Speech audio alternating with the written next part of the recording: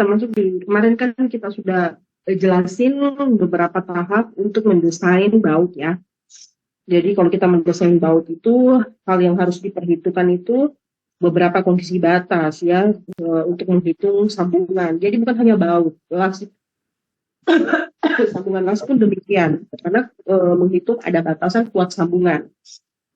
Yang kemarin itu terkait dengan kuat tumpu profil, kuat geser baut, kuat geser blok, terus ada juga slip kritikal gitu kan. Tapi yang menentukan biasanya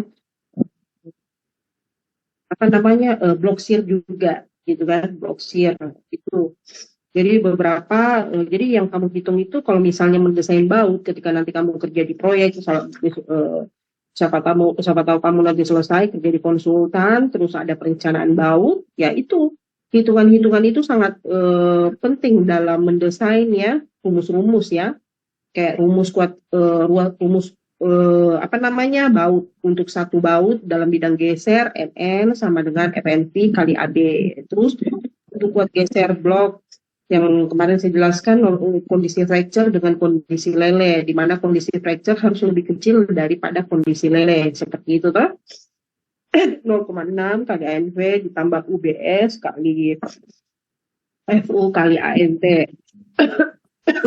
Terus kuat tumpu yang 1,2 kali LC kali ET kali FU. LC itu adalah bentang bersih, di mana dia harus lebih kecil dibandingkan 2,4 kali D kali T kali FU. Kita ambil 1,2 dengan 2,4 karena kita menganggap bahwa deformasinya itu lebih kecil dari berapa? 6 ya? 6 mili ya? Berapa sih kemarin itu? Jelasin. Ada yang 1,5 dengan 3 koefisien-koefisiennya ya. Itu yang harus diperhatikan. Nah, sekarang kita Ibu beralih lagi ke baut dengan tegangan kombinasi. Jadi pada sambungan baut tipe tarik dari profil itu misalnya profil T mana ya?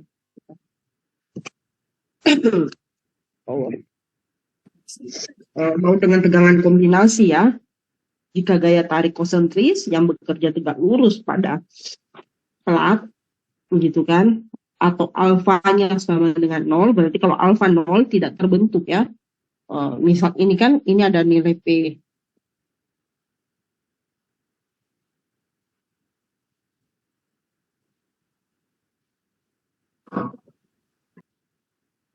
Ini P ya.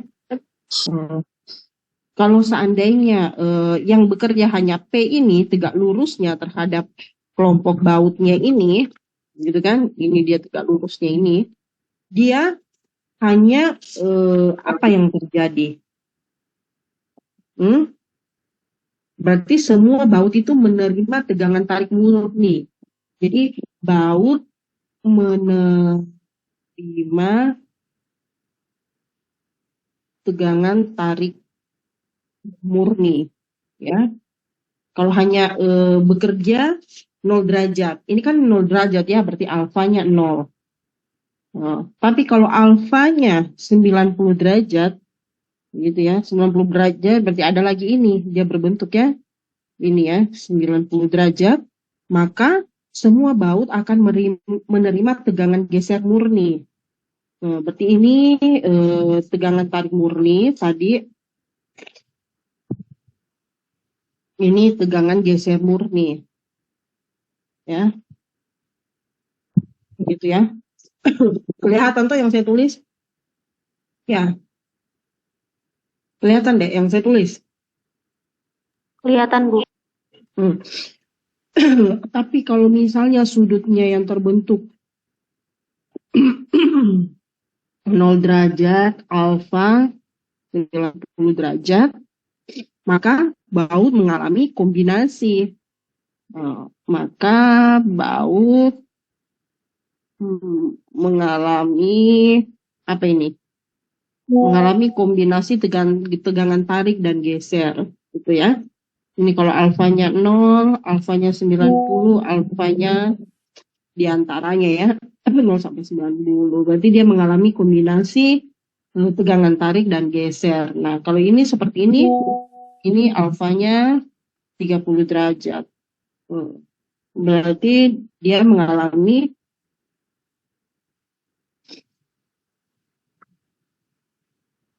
tegangan kombinasi ya.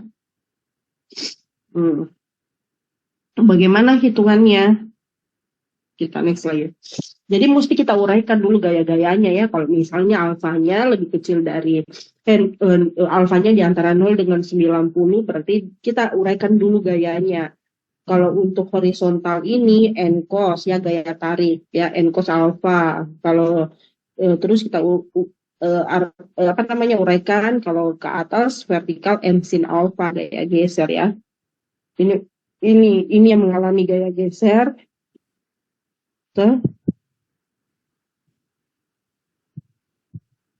Terus ini ini mengalami gaya tarik, ini geser murni dengan ini tarik murni. Nah, rumus yang kita gunakan rumus yang kita gunakan, nah kita lihat ini ada beberapa eksperimental ya yang dilakukan. Eksperimental yang dilakukan itu tidak serta-merta langsung ada ya. Itu dilakukan dengan apa? Uji di laboratorium. Nah, ini tidak benar ya.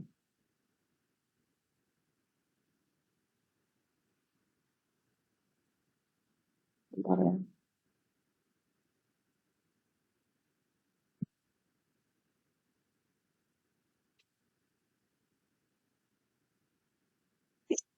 Nah, kelihatan ya. Nah, ini eksperimental. Jadi bisa ini didapatkan dari hasil uji empiris ya. Yang menunjukkan bahwa kekuatan baut dengan tegangan kombinasi berbentuk elips. Ini menurut Pulat et al. Tahun 1987. Jadi rumus-rumus penemuan ini tidak didasarkan langsung. Ini dilakukan dengan uji eksperimental di laboratorium. Seperti itu ya. Atau bisa saja uji-uji yang ada di lapangan dengan kondisi skala 1:1, kita lakukan uji eksperimental, kemudian kita mendapatkan formula rumus empirisnya. Ya, dari situ kita bisa bandingkan dengan formula-formula empiris yang lain. Jadi nanti ketika kamu bisa klaim juga ini rumus, klaimnya bagaimana? Misalnya kamu dapat nih percobaan, kayak ibu tuh, ibu melakukan disertasinya ibu ini, tapi tidak terkait baja tentang beton ramah lingkungan ya. Beton ramah lingkungan. Ibu menfilter semua jenis plastik yang ada di Indonesia. Ada berapa? Ada 7 kah? Ada PET gitu, ada PP, ada PS, PVC, semua jenis plastik. Ibu filter. Ternyata di dalam penelitian sebelumnya itu sudah banyak yang menggunakan PET, PVC, polistiren, dan sebagainya. Nah, ibu ambil ini. Ibu ambil ini menggantikan agregat halus dan agregat kasar ya. Karena apa? Agregat alami yang ada di dunia ini sudah berkurang. Karena 1,3 juta ton dipakainya tiap tahun. Jadi pasir dan kerikil itu dipakai untuk pembangunan konstruksi. Makanya kita coba menggantikan sebagian gitu kan dengan agregat plastik. Jadi ini sudah banyak dilakukan di luar negeri. Nah, ternyata dari rumus PET, PS, PVC itu dia mendapatkan formula empiris dari hasil uji laboratoriumnya. Misalnya nih untuk beton normal, untuk mendapatkan mulus elastisitas itu sama dengan 4.700 akar dari FC frame. Nah, dari sini kita bisa membandingkan, oh ternyata ini beton normal. Kalau misalnya beton dengan yang ramah lingkungan dengan menggunakan plastik, kita bisa menemukan lagi rumus empirisnya, misalnya 0,087 akar dari FC frame ditambah sekian, itu kan ada beberapa. Oh dengan PVC ada. Nah, ini didapatkan dari mana? Dari formula-formula yang kita bandingkan dari penelitian-penelitian sebelumnya sih. Bisa saja menggunakan analisis regresi dan sebagainya. Sehingga kita mendapatkan formula-formula seperti ini, tapi dengan dilakukan uji eksperimental di lapangan. Nah, begitupun dengan yang dilakukan Pulat et al. Ya, 1987, dia mengatakan bahwa hasil uji empiris yang dilakukan untuk kekuatan baut bisa dia menemukan bahwa sesuai dengan rumus ini didapatkan FT dibagi FNT di pangkat 2 ditambah FE dibagi FNV di pangkat 2 sama dengan 1. Nah, terus ada juga yang menyederhanakan penelitiannya Carter 1997. bahwa rumus elips yang digunakan dengan kurva sederhana dari 3 garis lurus FT dibagi FNT ditambah FV dibagi FNV sama dengan 1,3. Nah, seperti itu ya. Itu untuk LRFD. Simplification LRFD dengan ASD. Kalau ASD tinggal dikalikan omeganya kalikan FT dibagi FNT ditambah omega dikali FV dibagi FNV sama dengan 1,3. Nah, rumus sehingga dari rumus yang ditemukan oleh Carter dengan empiris disederhanakan lagi menjadi rumus ini yang disusun dari sisi 3 geser ini. Jadi kita pakai rumus ini, gitu kan? Jadi rumus-rumus ini bisa saja. Nah, ini yang menurut ISC ISC C37A kalau nggak salah ya. Coba kamu cek ya ISC pasal keberapa. Dia menyatakan bahwa FNP sama dengan 1,3 dikali FNP dikurang FNP dibagi FNP dikali FT. Itu mesti lebih kecil atau sama dengan FNP. Nah, FNP ini kita dapat dari tabel itu, ada tabel. Ini dari tabel nominal stress fastener dari baut. Kalau dia mutu bautnya A3,7, FNP-nya berapa, FNP-nya berapa, gitu kan. Nah, ya. Sehingga rumus yang kita pakai itu yang ini ya, menurut ISC. Nah, ini sama 1,3 ya. Nah, kita lihat ini kurvanya. Jadi catatan. Jadi jika salah satu komponen tegangan kombinasi tersebut baik pada tegangan maupun tegangan geser ternyata kurang dari 0,3 V FNT atau 0,3 V FNV, maka tidak perlu dihitung sebagai tegangan kombinasi. Jadi kita nanti cek untuk tegangan gesernya, kalau dia lebih kecil, kurang dari ini nilainya, kita tidak perlu menghitung dengan tegangan kombinasi. Berarti interaksi tegangan tarik dan tegangan geser dapat diabaikan, dan tegangan baut cukup dihitung secara mandiri dan saling terpisah. Ya, cara mandirinya dengan saling terpisah bagaimana ya? Kita hitung dengan kondisi tarik murni saja dengan geser murni saja gitu. Kalau ini kan hitungannya untuk kombinasi tarik dan geser. Seperti itu ya. Nah, dari kurva di samping jika salah satu komponen tegangan kombinasi nilainya kurang dari 30% dari kuat perlu, maka pengaruh tegangan kombinasi di baut diabaikan. Kita abaikan. Jadi di sini nilai TFV-nya ya. Kita lihat bahwa nilai tegangan tarik perlu. Kalau ini kan sumbu Y. Sumbu Y-nya itu adalah tegangan tarik perlu. Ya. Kalau sumbu X-nya itu tegangan geser perlu. Sumbu X-nya ini tegangan geser perlu. Ya, tegangan geser perlu. Tegangan tarik perlu. Jadi kalau misalnya dia lebih kecil dari 0,3, ini kan batasnya ya, 0,3 FNV, V FNV, ini 0,3. Ini, kalau dia lebih kecil dari di bawahnya ini atau berada di antaranya tidak perlu, tapi kalau di atasnya lebih dari itu kita perlu lakukan perhitungan untuk tegangan kombinasi. Seperti itu. Terus ini ada contohnya. Contoh saya lihat di bukunya Abigail ini ya. Sama lah tahapannya ya. Kita uraikan dulu gayanya ya, sin cos untuk horizontal and cos ya. Untuk vertikal sin cos. Untuk horizontal vertikal sin 30 gitu kan, sin dengan sudut 30 derajat, untuk horizontal cos ya dengan sudut sekian. Terus kita hitung tension gitu kan, tegangan tarik, tegangan geser dengan tegangan tarik ya, dari masing-masing baut PV, Itu kan untuk ini PV 90 dibagi luasan baut kali jumlah bautnya. Ini jumlah bautnya 6 karena dua sisi depan ini, sisi samping dengan sisi belakangnya. Begitupun untuk apa namanya daerah tensionnya ya. Tension ini tarik ya, ini tarik, ini geser yang paling atas FV. Kalau FTT tension tarik ya. pH dibagi luasan baut dikalikan jumlah bautnya seperti itu. Dapat sekian.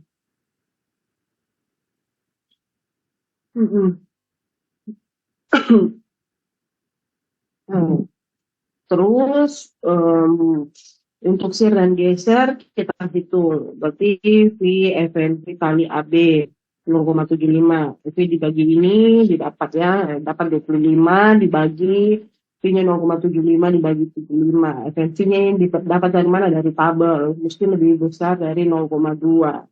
Ya harusnya kan di sini dia 20%. Ya. Dia lebih dari 20%, berarti kita gunakan tegangan harusnya 0,3 ya, 30% ya. Masuk lah dua-duanya ya.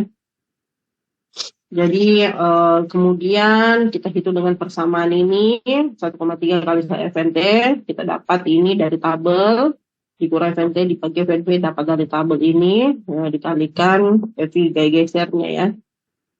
Gaya gesernya ini, gaya geser yang tadi dibagi A kali N gitu kan. FV yang FV didapat ini dari sini. Nih, PV dibagi B kali N. Kalau lebih kecil dari 113. 113 itu FNT-nya. FNT itu yang didapat dari tabel tadi. Kalau mutu bautnya 409, berapa FNT-nya, berapa FNV-nya. Dari sini didapat lebih kecil, maka dikalikan lagi V-nya dapat sekian. Nah, dari sini dapat 72,4 kita bandingkan dengan tegangan tensionnya, tariknya. Tegangan tariknya yang dapat tadi kan 44,1.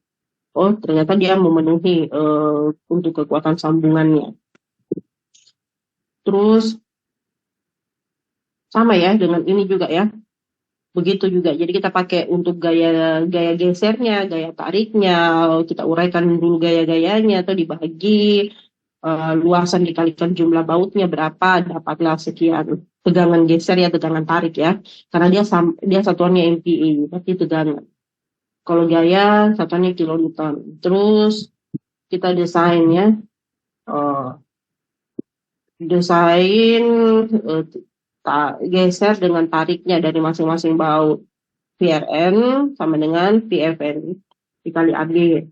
Berarti V-nya 0,75 kali FN 520 seperempat V kuadrat dapat sekian.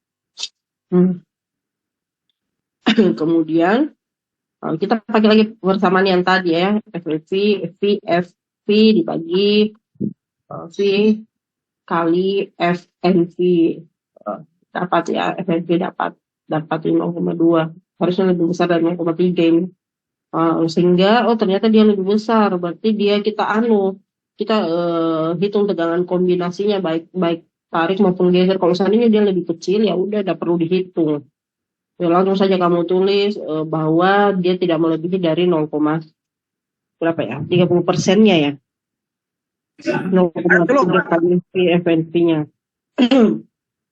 Begitu. Nanti kalian hitung ini ya. Hitung ini PR-nya ya kalian. PR ini, terus kita masuk di eksentrisitas dari baut yang mengalami geser. Kalian screenshot dulu.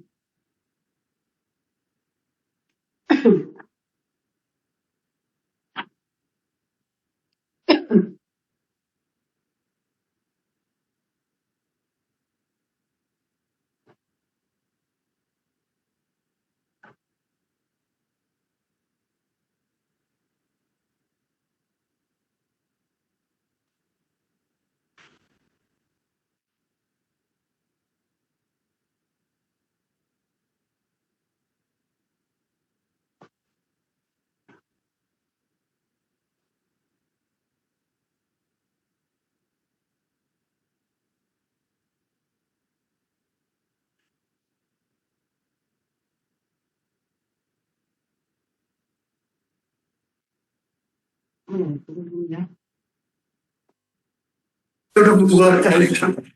Right click somewhere in my chart.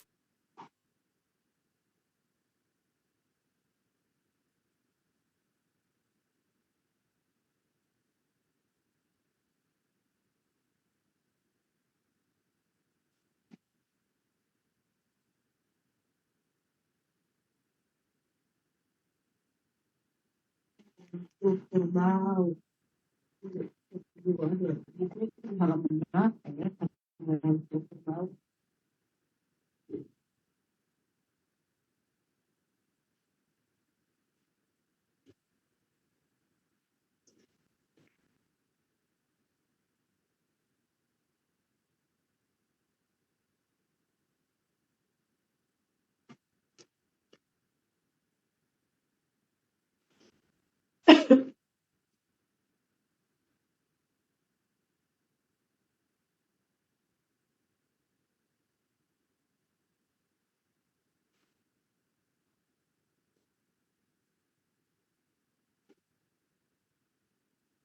Ya.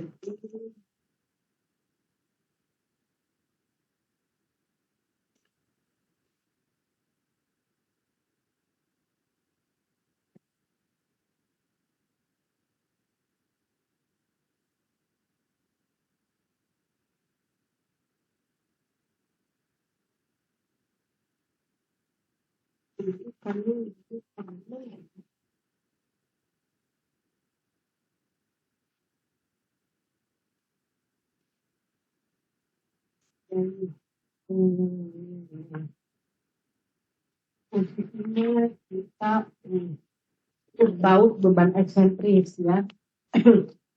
Grup baut beban eksentris. Oke,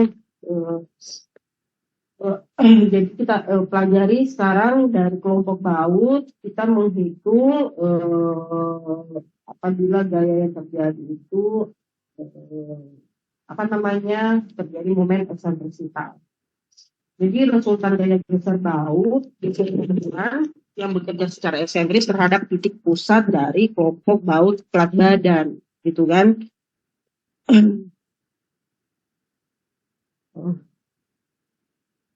Jadi kalau misalnya ada sebuah baut, itu bautnya itu dia mengalami gaya, dia itu ada gaya ya dari bautnya. Jadi kita uraikan. Jadi kalau misalnya seperti ini ya, ini kan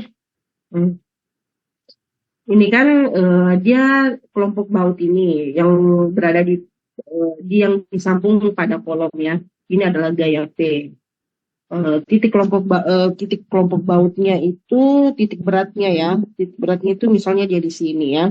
Maka ketika kita uraikan gayanya, P ini dia dikalikan eksentrisitasnya ini akan menjadi momen gitu kan, momen eksentrisitas. Nah, momen eksentrisitas terhadap titik pusat baut-baut pada plat badan. Nah, tetapi kita tahu bahwa biasanya sambungan ini termasuk dari tipe geser. Meskipun dia tipe geser, ya, yang diterima oleh masing-masing baut ini tidak sama, gitu ya. Karena apa? Karena adanya pengaruh momen torsi dari eksentrisitasnya ini, momen eksentrisitasnya atau momen torsinya ya. Jadi penyelesaian umum yang dipakai dalam analisis untuk menyelesaikan ini ada dua ya, yaitu cara elastik dan cara plastik. Cara plastik. Nah, dalam mendesain baut ya, itu hapus dulu. Nah, cara analisis elastis itu mengasumsikan tidak ada gesekan antara plat yang kaku dan alat pengencang yang elastik ya. Cara hasil yang pengencang. Ini gitu ya. Tidak ada. Jadi kalau ini juga ada bahasanya. Jadi menurut Ibrahim tahun 95, cara elastik ini akan memberikan hasil yang konservatif gitu ya. Konservatif ya. Nah, karena apa dia mengasumsikan bahwa tidak adanya gesekan antara plat yang kaku dengan alat pengencang elastik. Jadi kita menganggap bahwa titik berat kelompok bautnya itu hanya ada berada di situ saja posisinya terhadap gaya-gaya baut yang bekerja. gitu. Jadi kita lihat.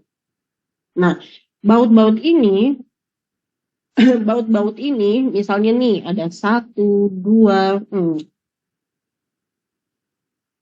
gitu. 1, 2, 3, 4, 5, 6, gitu kan. Titik berat kelompok baut di sini. Nah, di sini dia ada gaya masing-masing baut. Misalnya baut 1, baut 2, baut 3, baut 4, baut 5, baut 6. Nah, ada gaya masing-masing, gitu ya.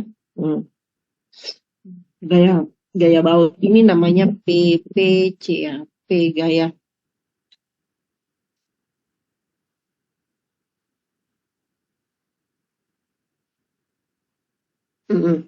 P. Jadi gitu ya, P gaya baut. Nah, dari sini kita harus tahu kan dia tadi mengatakan bahwa tidak bisa dikatakan bahwa baut sambungan ini merupakan menerima tipe geser saja karena dia menerima masing-masing, karena baut ini tidak menerima masing-masing gaya yang sama ya. Karena adanya apa? Adanya pengaruh momen torsi. Nah, dari sini terjadi momen ya, momen torsi ya, momen. Nah, momen torsi itu PM sama dengan P kali E, momen eksentrisitas ya. Jadi seolah-olah bahwa gaya P itu bekerja dulu pada titik berat kelompok baut gitu kan.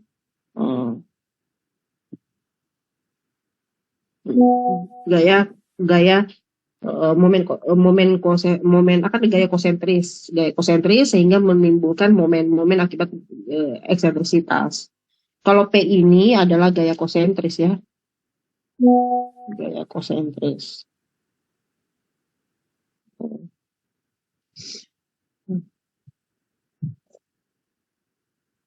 Lihat dulu ya.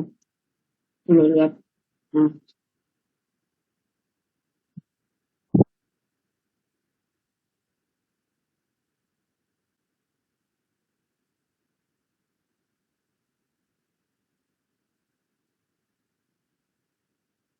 Nah, tadi prosedur analisa yang saya berdasarkan konsep mekanika bahan sederhana yang digunakan untuk prosedur konseptif. Jadi ini kan gaya yang diterima ya, ada R3 gitu kan, ada R2, ada R4, ada R5, ada R1, ada R6 gitu kan.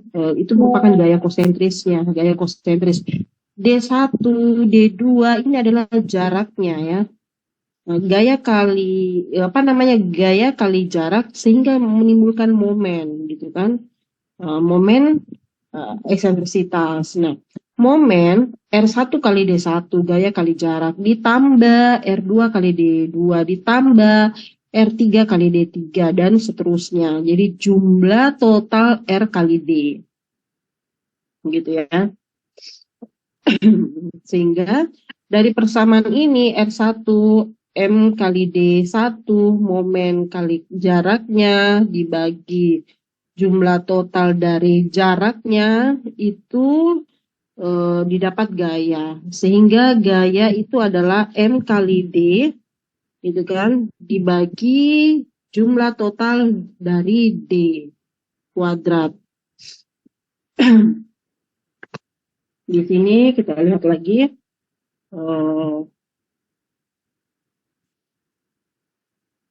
Ini adalah ilustrasi apabila gaya tersebut diuraikan. Ini misalnya ini bautnya. Ini titik berat kelompok baut, jaraknya gitu kan. Jarak arah miringnya. Kalau ini X-nya. Jadi nilai X-nya ini adalah titik berat kelompok baut terhadap titik tengah dari bautnya X. Sedangkan Y-nya itu titik tengah bautnya, arah vertikal, sampai jarak dari titik berat kelompok baut. Itu nilainya. Ya. Nah, tadi apabila misalnya gaya yang bekerja seperti ini, maka itu tadi menimbulkan momen ya, jadi kita terhadap terhadap titik kelompok bautnya semua ya, titik beratnya kali E-nya. Nah, sehingga muncullah persamaan RPX, RPY. RPX, RPY itu adalah gaya kosentris ya. RP force, jadi gaya dari masing-masing baut diaplikasikan terhadap komponen RPX dan RPY, yaitu PX dibagi N. P itu adalah gaya dibagi jumlah baut. PY itu adalah gaya gaya yang sudah diuraikan ya, PX dan PY, gitu kan, gaya arah X dan gaya arah Y dibagi jumlah baut. Dibagi jumlah baut. Akibat ini P kosentris ya.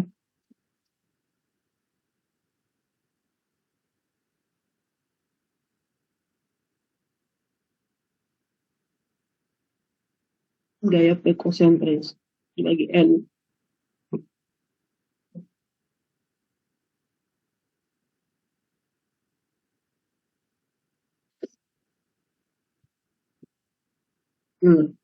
Kalau kita uraikan ya tadi itu ya, kalau misalnya ini gayanya, P-nya, berarti ini adalah PX, ini adalah PY-nya.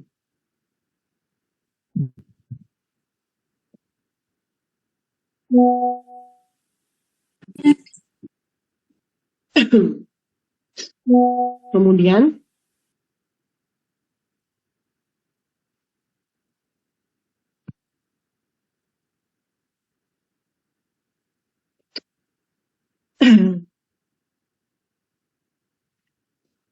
jadi tadi itu disampaikan bahwa gaya geser di baut akibat gaya luar atau P eksentrisitas adalah resultan gaya dari semua komponen X maupun komponen Y yang diakibatkan oleh gaya konsentris.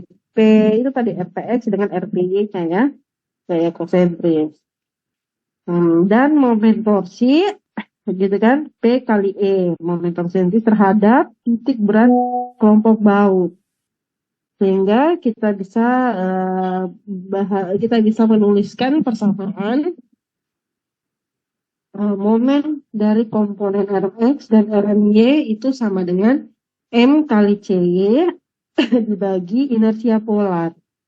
Inersia polar itu didapatkan X tambah Y, jumlah total ya. Inersia polar dari grup kelompok baut. Sedangkan RMY itu adalah M kali Cx. Jadi kalau X, kita kalikan Cy. Kalau itu kita Cyx gitu ya, dibagi inersia polarnya. Seperti itu. Jadi momen resultan dari momen akibat gaya eksentrisitas itu kita P kali E, PY kali ini. Jadi kalau ada di sini berarti ini P kali E-nya, gitu kan? P kali X, PY, ini kan PY karena dia vertikalnya kali X, terus kalau untuk horizontalnya lagi ya pasti PX kali EY-nya, gitu kan, arah vertikal. Kemudian dari persamaan berikutnya critical fastener first and the basis dari connection. Jadi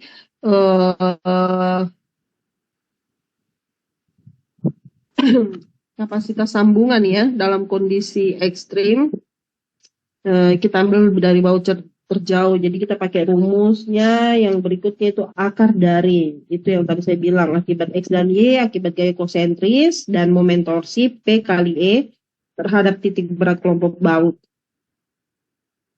Didapatkan AR sama dengan akar dari RPX tambah RMX pangkat 2 gitu kan, atau jumlah total PX kuadrat. Jumlah total PX kuadrat ya ditambah jumlah total P kuadrat.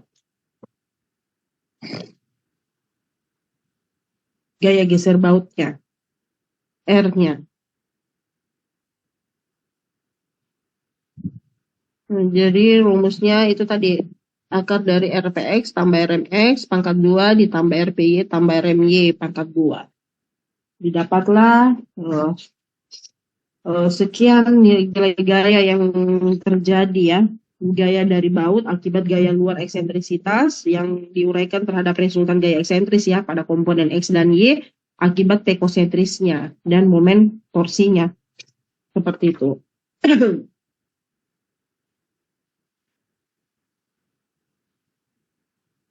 Jadi langkah penyelesaiannya kalau kita lihat ini, kita pertama menentukan jarak CX dan CY dari baut terhadap centroid of bolt ya, terhadap kelompok baut atau titik berat kelompok baut. Terus menentukan momen inersia polar, menentukan gaya konsentris, RPX atau RPY, terus menentukan tegangan geser akibat momen torsi, RMX dan RMY, baru kemudian kita hitung nilai gaya R-nya. Seperti itu.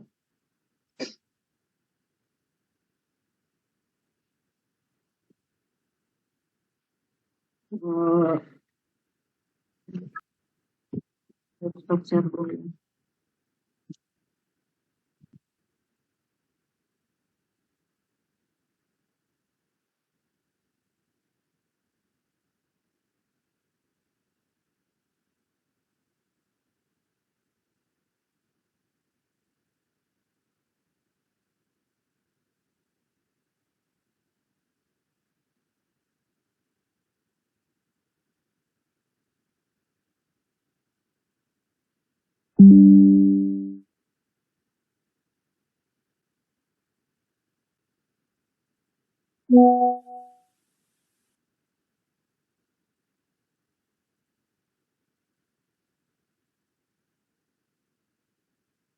Ini jika ditanyakan berapa nilai P-nya ya.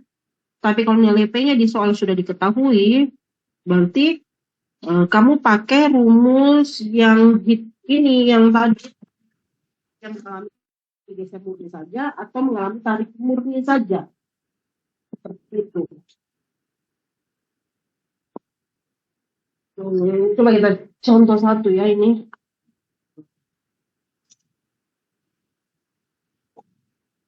Misalnya nih,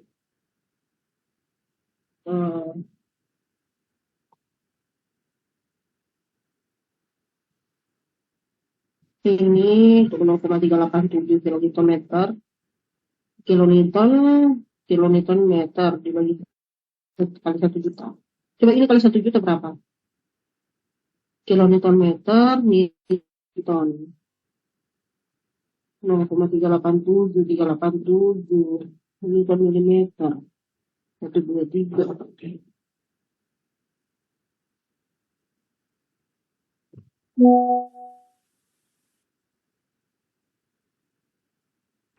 Yang terlihat apa dari situ? Excelnya ya? Hmm?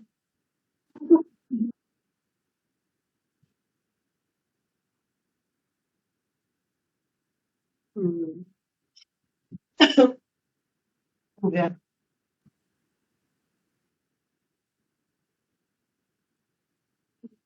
Milimeter. Oke.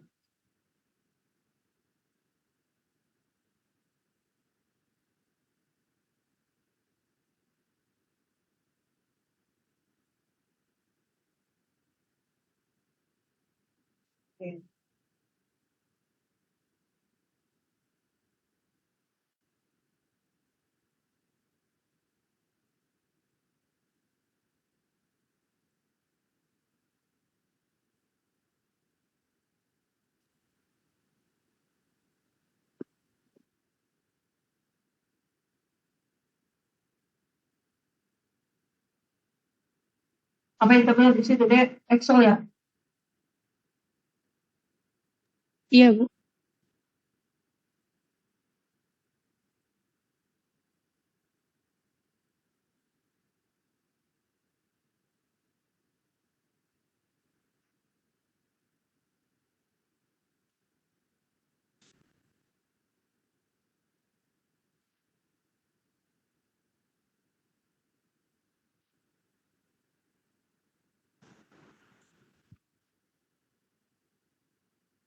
Hmm. yang kalau misalnya ada soal bikin itu ada 1, 2, 3, 4, 5, 6, 7, 8, 9, 10, 11, 12 baut. Dengan jarak masing-masing jarak antar bautnya 80. Kemarin itu di PPT seajarkan berapa sih jarak antar baut yang ini yang optimal? Ada di kalau misalnya kalian mendesain bentar ya.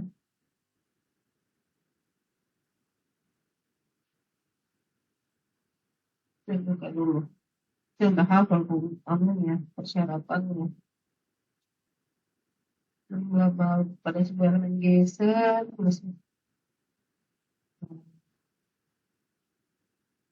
coba kamu cek di SNI berapa syarat spasi minimumnya. Kalian buka buku ya, spasi minimum untuk jarak antar pusat lubang baut minimumnya berapa? Kalau saya suruh mendesain kalian bisa ya. Misalnya saya tidak tentukan bautnya, tapi diameter bautnya saya tentukan berapa.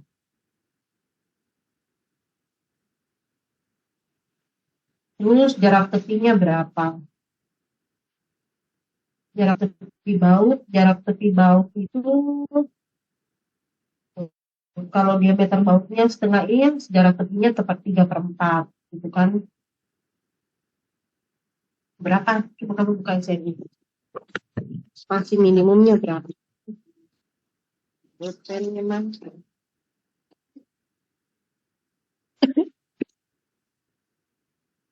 Berapa dek?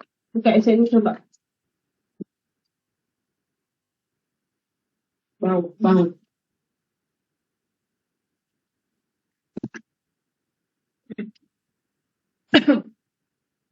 Jadi kalau misalnya ini tadi kan jarak antar bautnya 80. Ada 1, 2, 3, 4, 5 ya. 5. Jadi itu slot 1, 2, 3, 4, 5. 80. Terus jarak ini 140 ya. Spasi minimum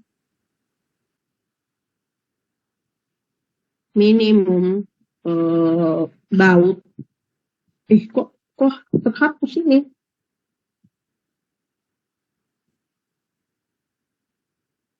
Spasi minimum baut kelihatan kan Excelnya? Kelihatan tapi nggak ada perubahan. Nah baru muncul. Nah, yang saya coret-coret. Nah baru muncul. Spasi minimum baut, ya toh? Kelihatan toh yang saya coret-coret? Itu jarak antar pusat lubang baut itu minimumnya S lebih kecil. Apaan sih ini? S itu jarak.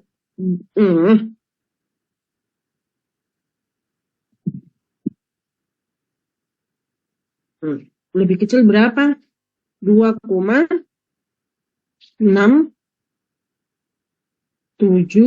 kali D diameter baut minimumnya.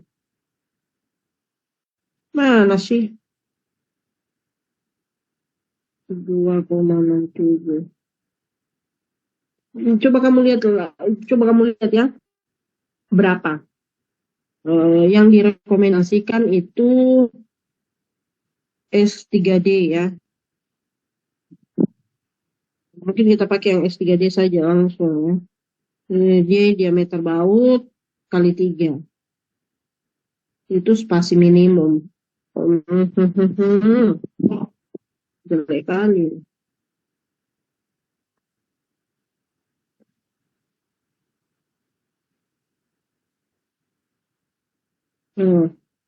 Terus jarak tepi minimum. Berarti kalau tepi itu misalnya ini ada plat ini. Ya, tepi ini. Kalau antar baut ini. S3 3D. Ini minimumnya. Kalau maksimumnya berapa? Hah? Maksimumnya berapa? Ada yang tahu?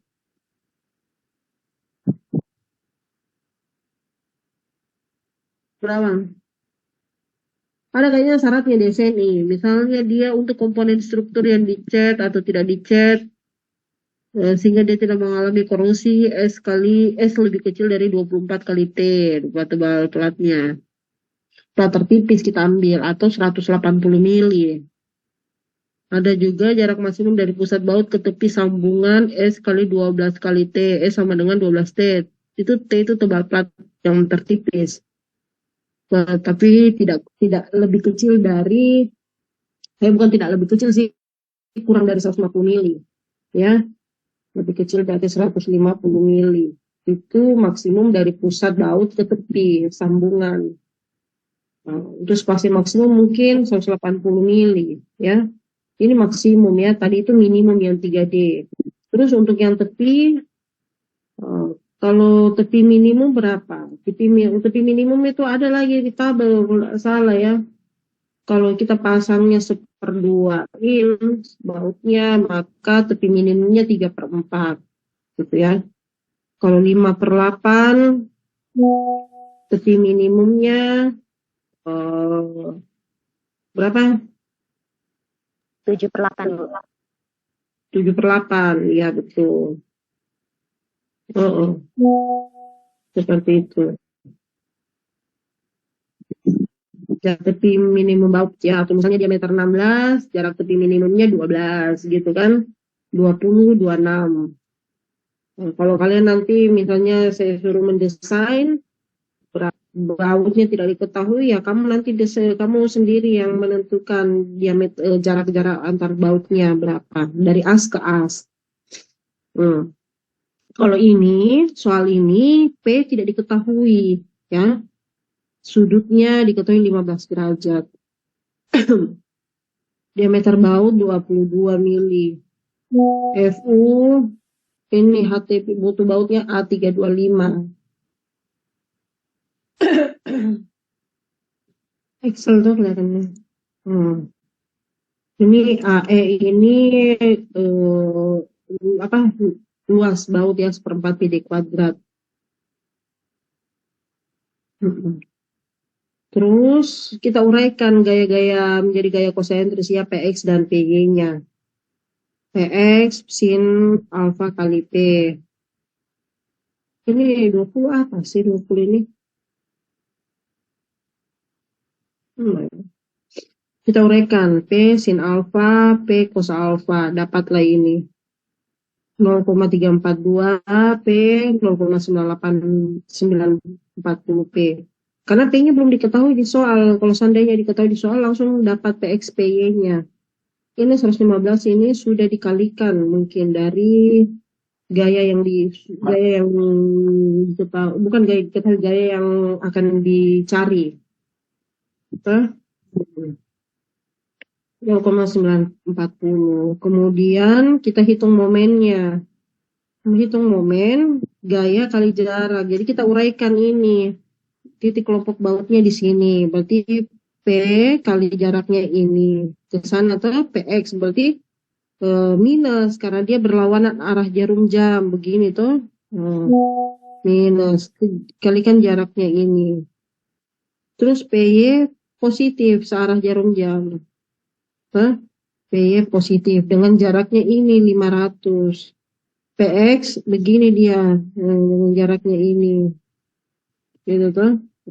Jadi PX-nya minus, PY-nya positif. Jadi kamu hitung dulu jarak-jaraknya ini berapa. Ini ke sini berapa. Terus ini juga sudah diketahui itu 500. Mungkin ini berapa tadi? 80 tambah 80 tambah 40 tambah 80 bagi 2. Dapatlah itu jaraknya. Nah, apa ini? Saya bikin formulanya ini tapi saya bingung. Kenapa saya uraikan lagi ini A, B, C-nya ya? Saya uraikan A, B, C, D, E. Ini nih kalau udah lama nggak ngajar ini. Biasanya Pak Fahmi yang ngajar ini. Tapi saya bikin formulanya ini A 500 A, tunggu dulu. A, kita pakai rumus ini. Jaraknya ini, segitiga ini kita anukan. Dapat ini. Terus,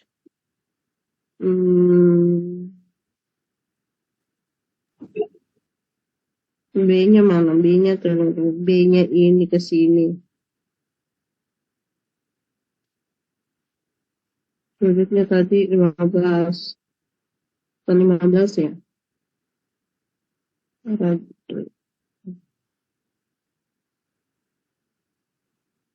Ya, 20 dapat dari mana ya? 20 ya?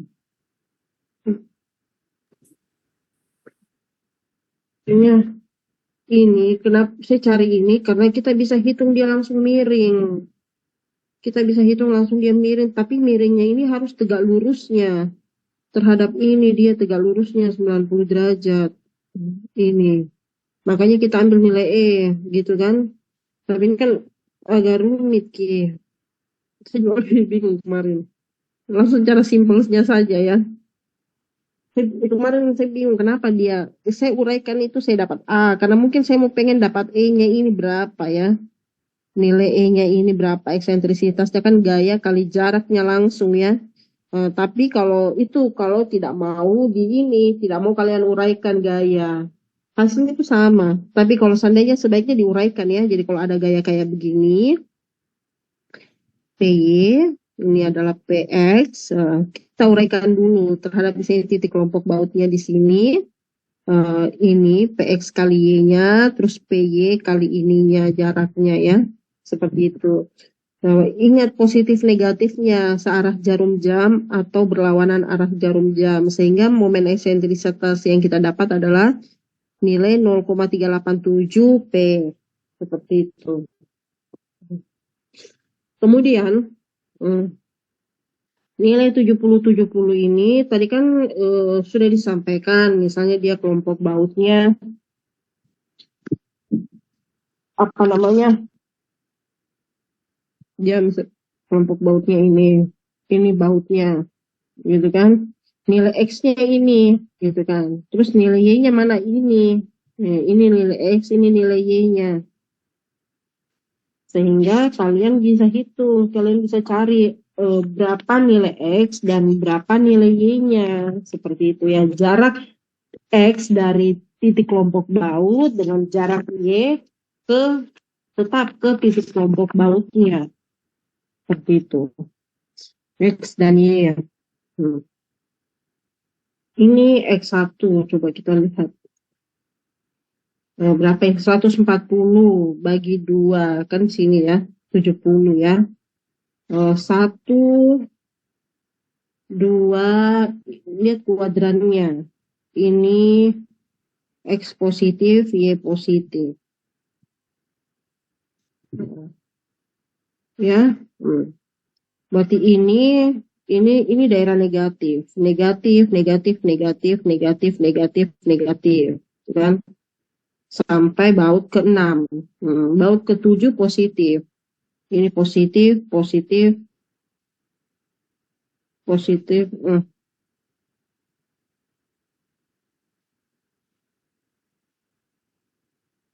Nggak mau kan?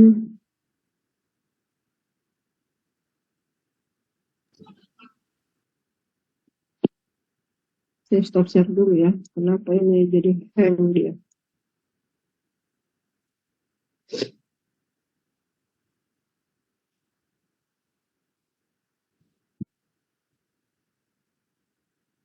Ini positif. Terus ini positif atau negatif? Positif semua ya. Sampai ke bawah kan daerah positif ya. Ini positif. Kalau ini daerah negatif sebelah sini X-nya. Kanan ini X-nya ya. Ini Y. Terus kita lihat lagi baut. Jarak baut Y itu Y-nya ini ke sini, baut 1 ke kelompok 1, terus ini ke sini, ini ke sini. gitu kan.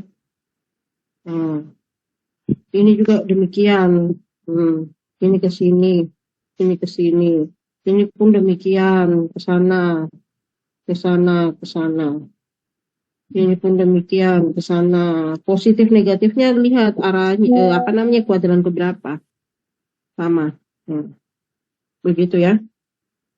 Jadi ini baut, ini titik beratnya. Yang ini baut.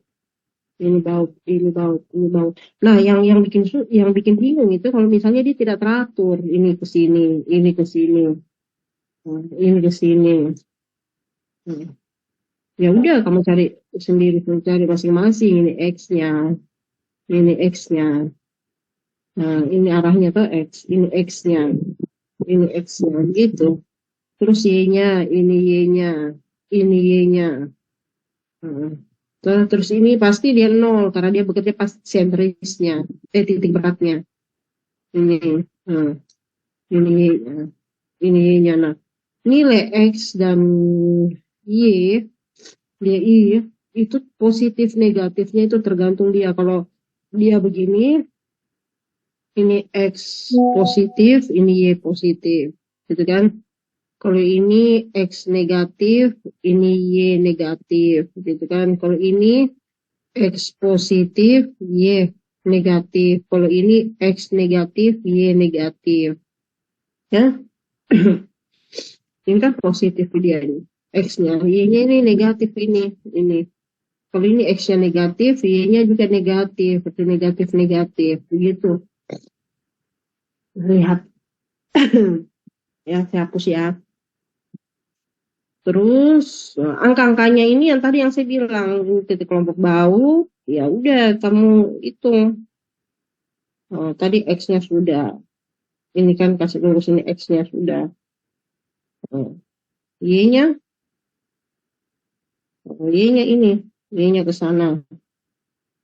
Ini 0. Ini Y-nya berapa? Ini Y-nya berapa? Gitu ya.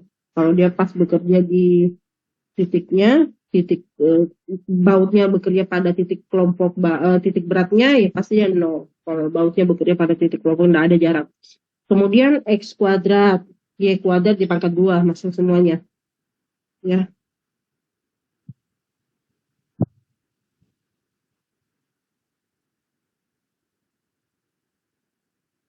Terus Y kuadrat, terus mencari nilai R pangkat 2. R, jadi RI sama dengan gaya masing-masing baut. Pangkat 2 sama dengan X kuadrat tambah Y kuadrat. Nah, sedangkan RI, langsung saja ini kau akar, ya. Akar dari X kuadrat tambah Y kuadrat. Kalau kamu bikin tabel sendiri modelnya, kok akar langsung bisa, ya. Terus kita cari nilai RPX, RPY. RPX, PX dibagi N. RPY, PX ya. Mana di sini? RPX, PX bagi N, RPY, PY bagi N. Ini ya. Ini rumusnya. RPX, PX bagi N, RPY, PY bagi N. Ini. Gaya masing-masing baut yang diaplikasikan terhadap komponen RPX dan RPY. Ini. Sudah dapat? Ini dibagi N. N-nya itu adalah jumlah bautnya. Total. Berapa ini? Tadi kan PX-nya 0,342 langsung dibagi 12. Ada di belakang P-nya itu ya. Tidak. Jadi ada nilai P-nya ini di belakang. Ya, karena yang ditanyakan adalah P-nya. Ini ada P 0,29 P. Gitu ya, dan seterusnya. Terus RPM-nya demikian. Nah, kita sekarang cari RMX dan RMY. Ini rumus. RMX, M kali Y dibagi jumlah X kuadrat. Begitu ya. Ini jumlah total dari, kita lihat rumusnya nih, saya bingung saya kalau nggak lihat rumus. Tadi itu rumusnya apa sih? Kalau RMX, RMY, dibuka dulu Excel anunya ya.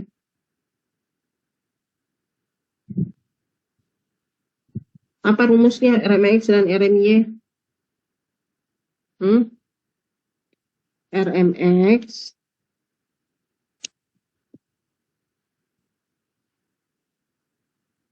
RMX itu sama dengan M kali C Y bagi inersia polar. RMY M kali CX dibagi inersia polar. Nah, IP-nya itu adalah, IP-nya berapa? CX kuadrat ditambah CY kuadrat dari kelompok baut. Seperti itu. Nah, kita lihat lagi nilai RMX, ya momen, tadi kan, momen gaya kali jarak, gitu kan, dibagi, nah, kita 387,761 ya, P ini ya, ada P-nya di belakang. Momen toh kali jaraknya kali Y, gitu kan, RMX, berarti kalau RMX kali CY, berarti ini Y-nya. Dibagi inersia polarnya, IP-nya. IP-nya itu jumlah total dari X kuadrat tambah Y kuadrat. Nah ini. Nah, sampai sini ngerti kan? Jadi momen kali gaya, momen RMX sama dengan momen kali jaraknya dibagi inersia polar. Seperti itu. Jadi untuk mendapatkan RMX, berarti M kali CY dibagi inersia polar. Untuk mendapatkan RMY, berarti M kali CX dibagi inersia polar. Nah, momennya sudah ada dapat di atas kan, gaya kali jarak ditambah PX kali jaraknya, gitu kan, ditambah PY kali jaraknya. Ini tambah ya, bukan kali ini ya. Harus tambah total. Dapat berapa? Terus hasilnya itu kita kalikan untuk RMS, kita kalikan Y, CY-nya. Terus dibagi jumlah total inersia polarnya berapa? 282. Nah, terus untuk RMY, momennya yang tadi sama, dikalikan jarak X-nya, CX-nya, dibagi inersia polarnya. Dapat sekian. Dari sini kita bisa menghitung gayanya lagi dengan rumus apa? Akar dari RPX ditambah RMX pangkat 2 ditambah dalam kurung RPY tambah RMX ini ya, yang ini. Ini. Ya, ini. Dapat nilai R-nya. Ini saya uraikan nih, kamu cari RPX-nya mana, gitu kan, ini RPX-nya ditambah RMX-nya, ini baru pangkat 2 dapat sekian. RPY-nya mana, ini RPY-nya ditambah RMY-nya, ini baru pangkat 2 dapat sekian. Nah, untuk dapat nilai R-nya, tadi akar dari ini ditambah ini, gitu kan, pangkat 0,5 dari berapa? Akar dari RPX tambah RMX pangkat 2 ditambah RPY tambah RMX pangkat 2, dapatlah ini. Terus R yang kita dapat itu ambil nilai yang terkecil ya, terbesar. Nah, terbesarnya berapa? Harusnya 0,303 ya. Ambil yang terbesarnya berapa nih? 0,349. Ini yang terbesarnya ya. Di jarak baut nomor 12 yang terjauh. Ya. Nomor satu berapa? Kalau kita lihat baut nomor 1 itu 0,246 nilai R-nya. Terus baut nomor 7 itu tadi saya sampaikan tuh, gaya yang diterima oleh masing-masing baut itu tidak sama karena akibat adanya momen torsi, gitu kan. Momen torsi diakibatkan oleh gaya dari masing-masing baut terhadap jarak yang ditempuh, jaraknya yang terluar. Makanya gaya-gaya yang diterima itu tidak sama. 0,246 baut nomor 1, baut nomor 7 16. Terus ini 1 7 6 12 1 7 6 12 Satu kecil. Kan kenapa saya katakan 1, 7, 6, 12? Karena itu jarak yang terjauhnya. Nah, tuh 1. Misalnya ini 1. Kalau dia 0,24. Kalau dia di 6, 0,303. Ya, 0,303. Ini. 1, 6 di sini. Terus 7 dengan 12. 7, 0,341, 12, 0,349. Oh, ternyata yang terbesar 0,349 di baut nomor 12. Sampai sini ngerti ya, Dek? Ngerti ya? Halo? Halo? Ya cukup paham, Bu.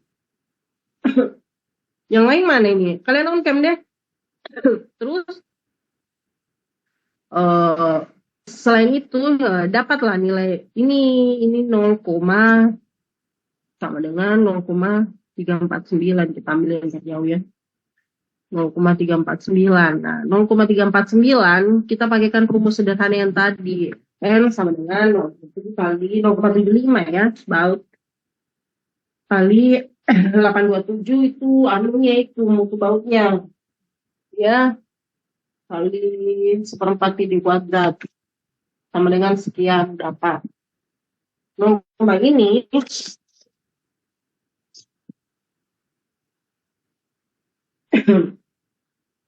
AB, tunggu dulu ya. Kuat nominalnya FNT-nya berapa itu? Kalau bautnya, coba kamu lihat tabel. FNT-nya di soal diketahui berapa? A325N ya. Kalau misalnya diketahui A3, apa sih begini? A325 MN. Maka FU-nya itu sama dengan 827. Ya, FNT-nya itu sama dengan 620. Terus FNV-nya untuk gesernya sama dengan 372. 372 ya. Satuannya MPa.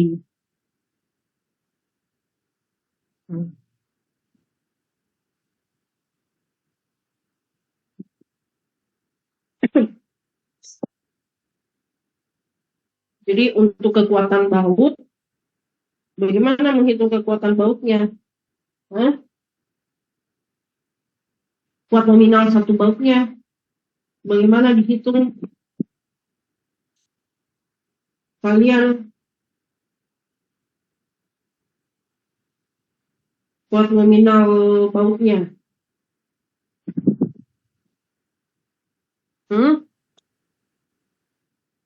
Berapa?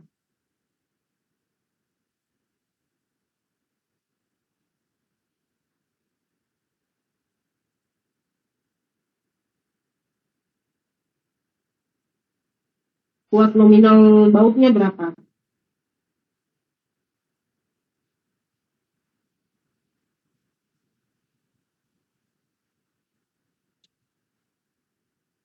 Kuat nominal satu bautnya berapa? Jadi rumusnya tadi, manakah rumusnya?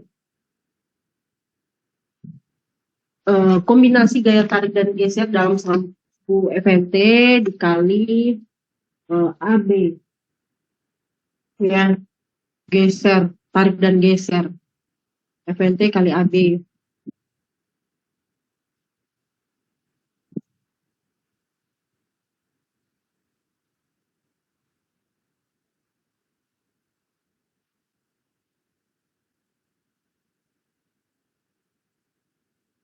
Kita lihat di buku SNI, ini kombinasi untuk gaya geser dengan tarik ya. Saya stop dulu. Kita kembali ke PPT-nya.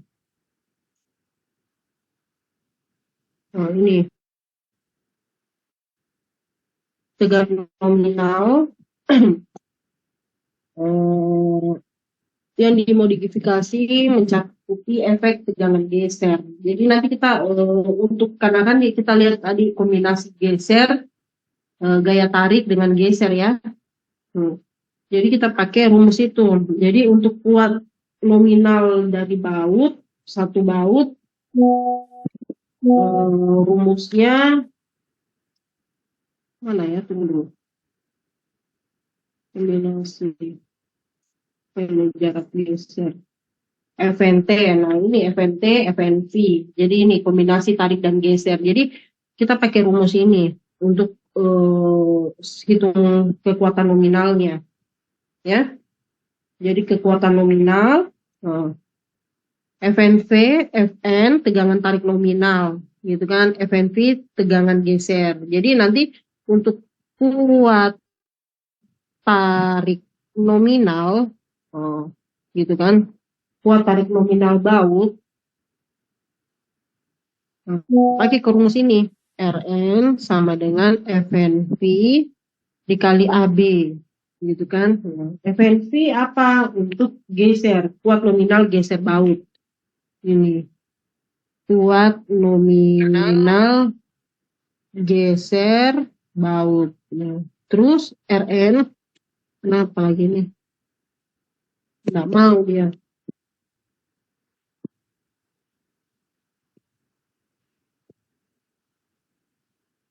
Stop dulu, nggak tahu, nggak mau ditulis.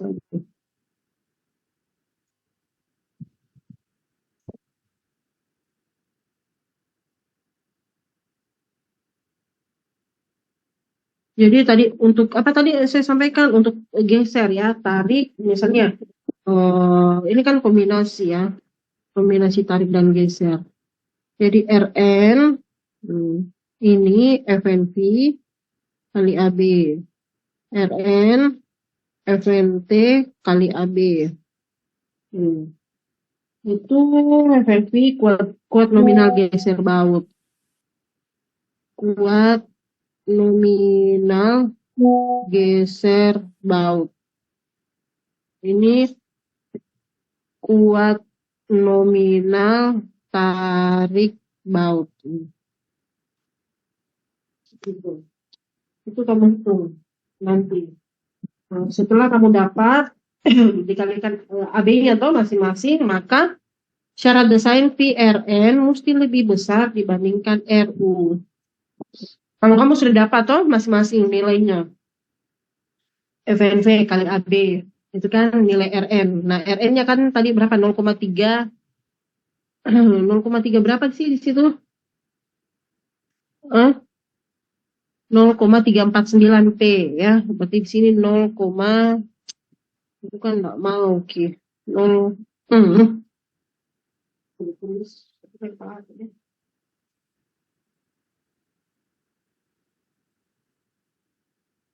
Nanti bisa kamu putar ya. Putar lagi. Apa namanya posisinya. Jadi 0 itu kan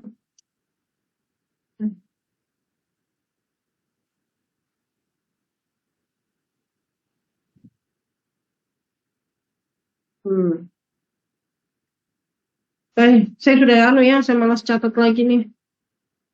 Atau ini. Jadi di sini nilainya kan tadi nilai Rn toh itu kan dia tuh begitu jelek kali. Nah, didapatkan 0,349 atau 0,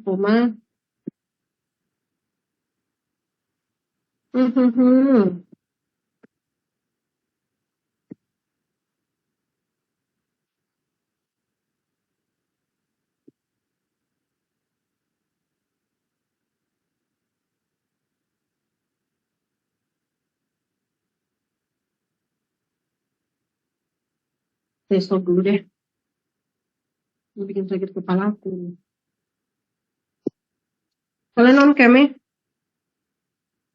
Mana nih wajah kalian? Udah kelihatan wajahmu. Mana yang lain? Halo? Syadan? Febriano? Yang lain on cam. Nah, kita kembali ya. Jadi kalau kita kan sudah dapat R-nya. Itu jelek kali tadi tuh kalau saya pakai. Bikin sakit kepala. Sudah pusing. R sama dengan tadi berapa ya? R-nya tadi yang didapat 0,349 P gitu kan. Ya 49 P. Nah, kita masukin ke persamaannya. Apa lu bego? Kenapa kan ribet sekali tuh. Jadi kan rumusnya tadi apa? Rn sama dengan Fn kali AB gitu kan? Ini kita pakai Fnv bisa, Fnt bisa ya, kali AB ya. Ini dalam kondisi apa? Kuat nominal geser baut, ini kuat nominal geser baut, ini kuat nominal tarik baut. Tuh kelihatan nih.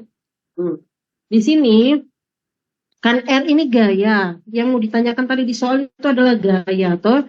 Jadi 0,349 P itu sama dengan FNV-nya berapa ini? Ini ada di tabel ya. Ini tabel. Ada tabel tadi. Tabel yang di ASC ada ya. Atau kamu buka di PPT tabel J3.2 ASC 2011. Kalau mutu bautnya A325 Mn, maka FU-nya itu adalah 827, FNT-nya itu adalah 620, dan FNV-nya itu adalah 372. Ini nominal stress-nya itu adalah tegangan geser nominal. Ini tegangan geser nominal. Nominal dalam satuan MPa. Ini juga MPa. Ini tegangan tarik nominal. Ini tegangan tarik nominal. Ya. Kalau ini adalah tegangan tarik ultimate. Ini tegangan tarik ultimate. Itu dalam satuan MPa juga, tegangan tarik. Bisa juga kita pasangkan untuk mau mencari tegangan ultimate-nya berapa kali AB-nya. Ya, untuk satu baut. Nah, ini kita sudah dapat, toh. Nah, dikalikan AB-nya. Di sini pasang, toh, 0,349 P itu jadi sini ya. Ini hapus dulu. Ini di tabel J3.2. 0,349 P FNV kali AB. Dapatlah ini FNV-nya ada misalnya 620 kali 1/4 Pi kali D kuadrat. Itu luasannya. Dapat. Nah, keluarlah nanti nilai P-nya berapa. Satuannya kilonewton gitu kan. Tapi kamu harus lihat di atas itu satuanmu apa sebelumnya. Jadi harus semua jadikan kilonewton ya. Bisa newton juga. Kalau newton kan pasti puluhan ribu ya. Misalnya dia dapat 337.000 kilonewton, mungkin dapatnya 337.000 sekian gitu kan. Kalau ini 337. Dapatnya tadi itu 337. Begitu ya untuk cek kekuatan geser. Kekuatan geser, kuat tarik, jadi kamu bisa cek ketiganya gitu. Nah, kemudian kita cek persyaratan. Cek persyaratan.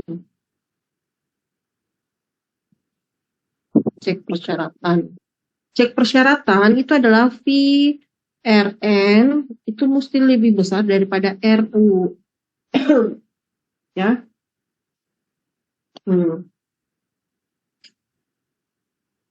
PRN-nya berapa? Misalnya tadi ini 0,75 dikalikan nilai ini toh. Dapat ini nilainya misalnya 337. Mesti lebih besar dari Ru. Ru-nya kita dapat jumlah satu bautnya berapa? Gitu kan? Jumlah satu bautnya.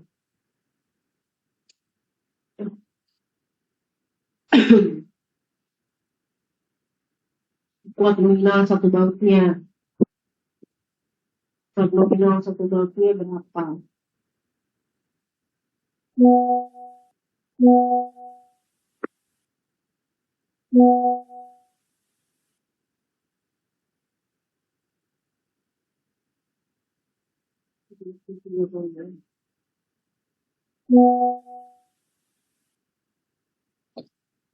Jadi kamu pakai rumus yang ada itu, kalau misalnya, karena kan kita pakai tegangan kombinasi ya, tarik dan geser.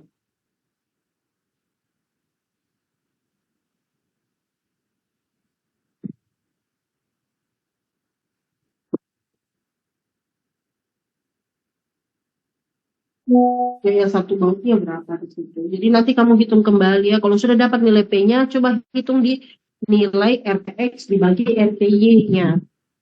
Ya, dari RPX dengan RPY-nya. PX bagi N dengan RPY-nya by PY bagi N. Nah, tadi itu kalau kita lihat RPX-nya itu 0,029. PX-nya berapa? PX-nya gayanya ya kita ini kemarin tadi itu yang di tabel dia 0,0 karena didapat nilai PX-nya itu adalah sin alfa kali P, nilai P-nya belum keluar, makanya kamu nanti kalau sudah dapat nilai P yang dari sini apa namanya P yang dapat dari sini itu kamu masukin lagi ke persamaan ini.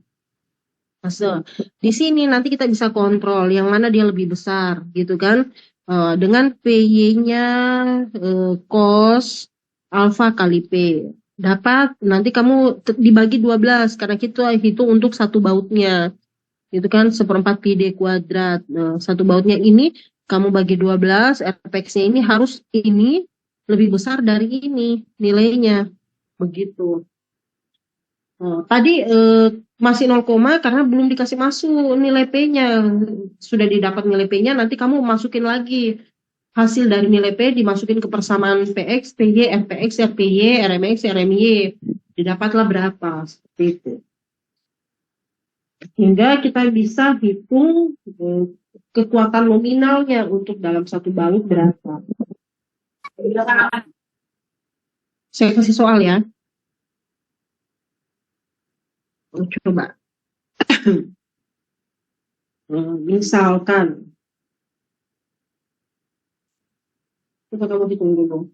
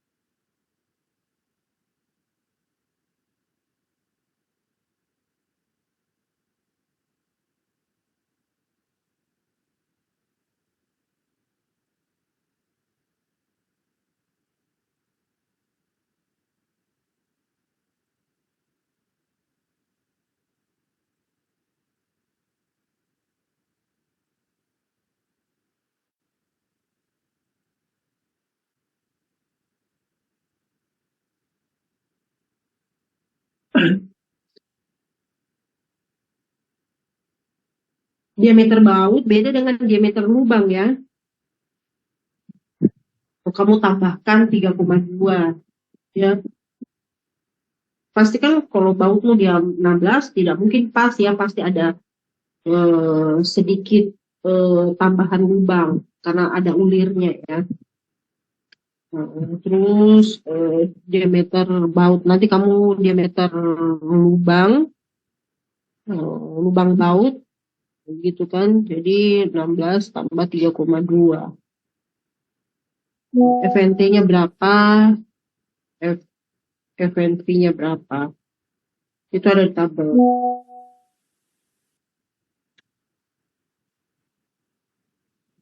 ya. Begini nih, bagaimana ya?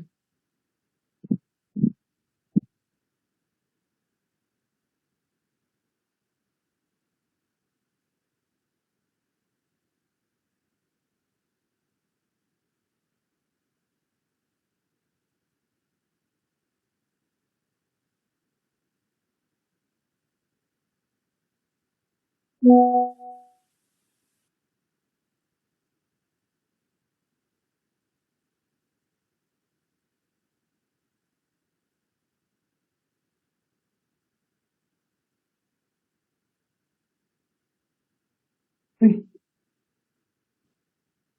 hmm,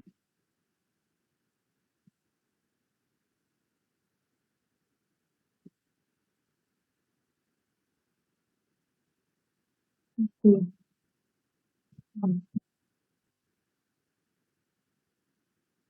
5 bang.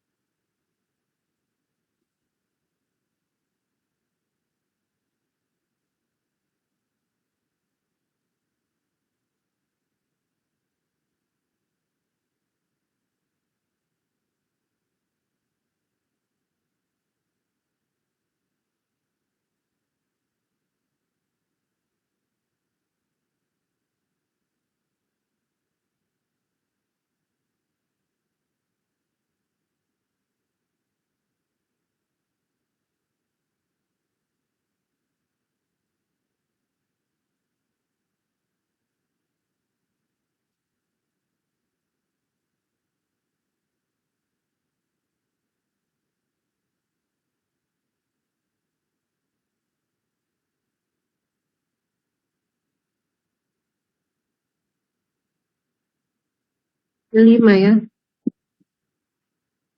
5 baut, 1 jam, 45. Jaraknya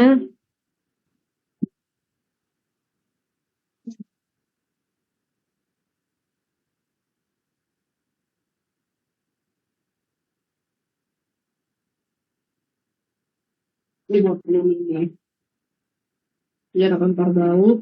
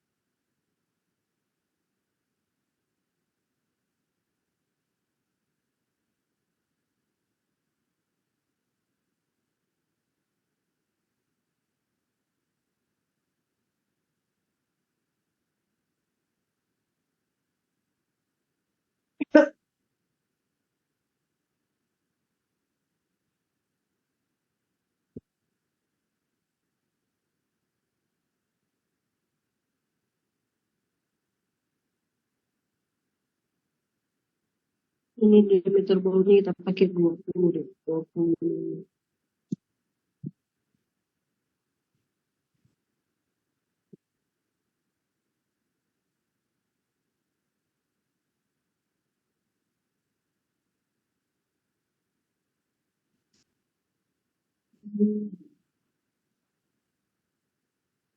Jaraknya ini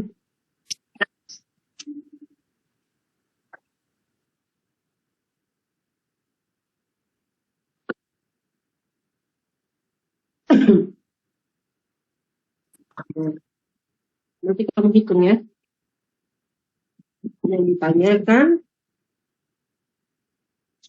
ya itu, hitunglah kekuatan dari baut. Hitunglah kekuatan dari baut ya. Dengan apa namanya, perhitungan yang tadi ya. Hitung kekuatan nominal bautnya berapa. Terus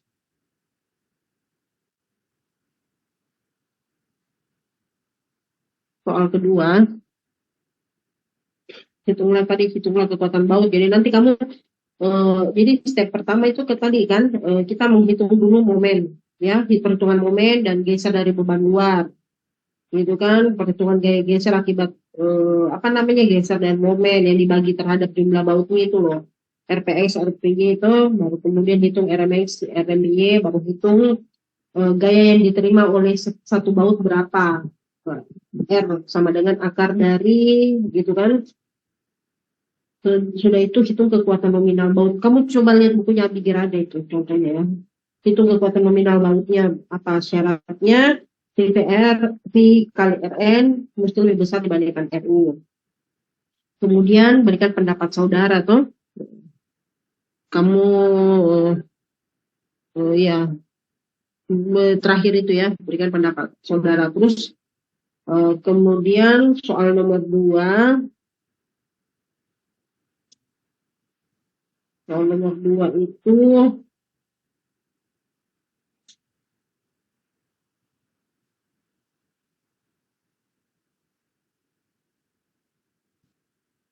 merencanakan sambungan baut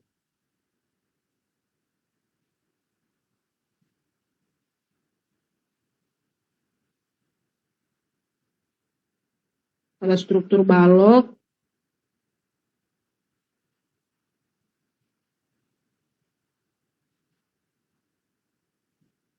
kolom ya.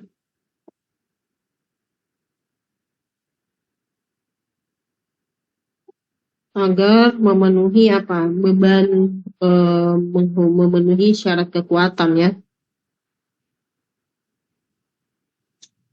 Kekuatan memikul beban rencana, memikul beban rencana. Coba kamu hitung. Ini kolom.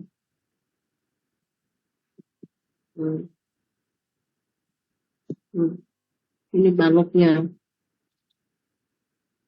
P-nya ini 500 kilonewton. Jaraknya ini 350 mm. Ini profil yang dia pakai berapa ya? 400 kali 300. Kamu apa ya? Kali 16. Kolomnya ini 300 kali 300 kali 10 kali 15.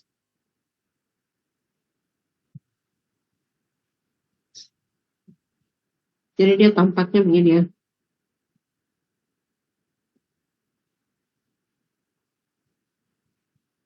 Ini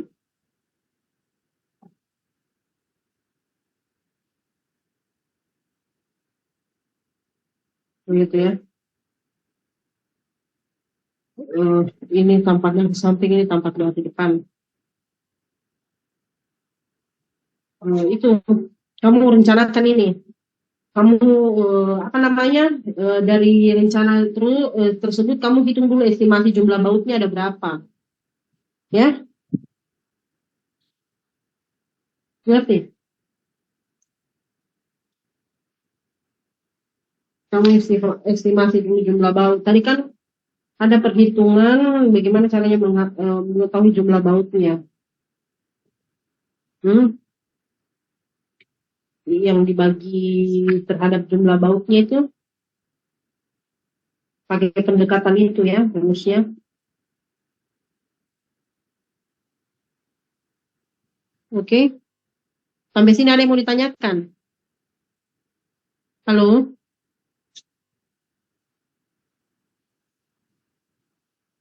Ada yang mau ditanyakan? Ibu, ini buatnya pakai Excel. Nggak usah nih, nggak usah. Tapi jadi nggak usah pakai Excel. Nanti kamu kan soalnya ujiannya enggak ya. Nanti baru yang cari apa namanya titik beratnya ya, yang literasi pertama, kedua, ketiga itu baru kita coba pakai.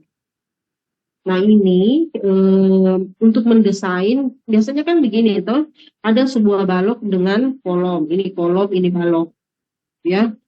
Diketahui profilnya, diketahui bebannya, beban rencana, beban yang dipikul oleh kedua komponen ini sekian, jaraknya sekian. Kita mau hitung berapa sih baut yang terpasang, gitu kan? Kamu rencanakan coba. Kita hitung pakai pendekatannya yang itu apa namanya? Gayanya tadi, gaya dibagi luasan dikalikan baut, kan itu kan ada rumusnya tuh gitu. Sehingga kita bisa pakai pendekatan itu. Oke?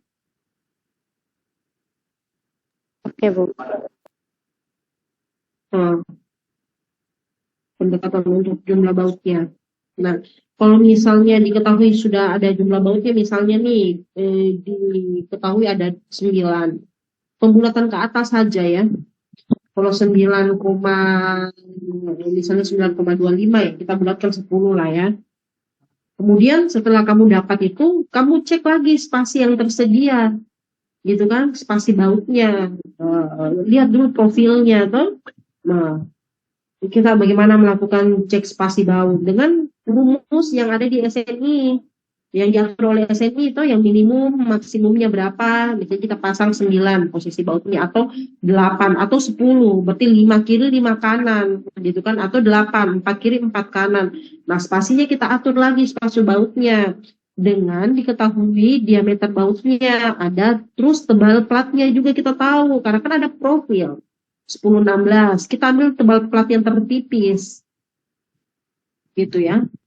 Setelah udah dapat cek spasi, kita hitung analisis gaya luarnya yang dipikul oleh baut. Tadi yang gayanya itu tadi gaya kali jarak dibagi inersia polar gitu kan. Kita hitung dulu RPX-nya, RPY-nya, RMX-nya, RMY-nya, RMX itu tadi kan momen kali gaya, momen kali jarak dibagi inersia polar. Begitu juga untuk masing-masing baut, baut 1, baut 2, baut 3, baut 4. Kemudian hitung kuat baut. Nah, karena apa namanya hitung kuat bautnya itu dari tadi Rn Fnt dikali AB. Kita hitung tegangan. Kalau misalnya dia ada 2 kombinasi ya, tegangan tarik nominal dengan geser. Kita pakai rumus yang 1,3 kali Fnt gitu kan? Dikurang Fnt dibagi V Fnt kali FRP. Mesti lebih kecil. Kalau ada tegangan tarik nominal dengan geser, kita cek itu apakah dia lebih besar 20%, 30% ya. Kalau dia lebih besar berarti kita pakai itu. Terus kita hitung kekuatan nominal satu bautnya tadi yang tadi FMT kali AB gitu kan, baru cek syaratnya. Mesti dia lebih besar dibandingkan RU-nya. Oke. Kemudian berikan pendapat kami. Kalau seandainya di baut apa namanya tidak memenuhi, gitu kan, dia lebih besar kan harusnya lebih kecil ya, tidak memenuhi syarat. Berarti nanti kamu cek kembali, berarti mungkin dimensi dan mutu baut yang dipilih masih belum cukup dalam memenuhi kebutuhan bautnya, kebutuhan dari penampang tersebut, sehingga perlu revisi terhadap desain sambungan. Nah, langkah apa yang perlu dilakukan? Kita bisa tingkatkan mutu baut. Terus apalagi kita bisa memperbesar diameter baut. Terus apalagi kita bisa menambah jumlah bautnya. Itu. Jadi langkah-langkah itu kalau misalnya syarat desainnya tidak memenuhi. Jadi kita bisa meningkatkan mutu baut, terus memperbesar diameter baut, dan menambah jumlah bautnya. Sehingga kita lakukan redesign kembali gitu kan, dengan mutu baut yang baru. Atau dengan diameter baut baru, atau jumlah baut yang berbeda, jumlah baut yang berbeda gitu. Kita redesign kembali. Nah, redesign kembali ya hitung lagi kayak awal, kita menghitung kekuatan satu baut. Kalau misalnya ada tegangan tarik nominal dengan geser, kita hitung, terus cek persyaratannya. Seperti itu. Oke? Sampai sini ada yang mau ditanyakan? Saya kirim ke siapa ini? Ke temanmu. Siapa? Sofia?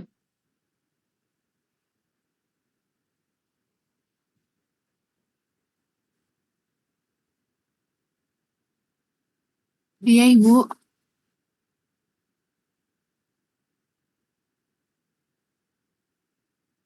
Siapa ya? Iya, Ibu Syifa.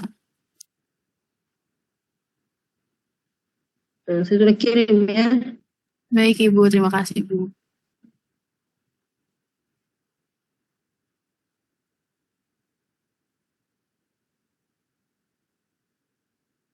Iya.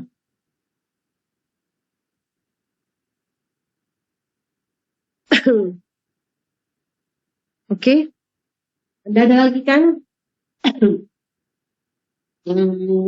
Cara elastis sudah. Nanti cara plastik ya.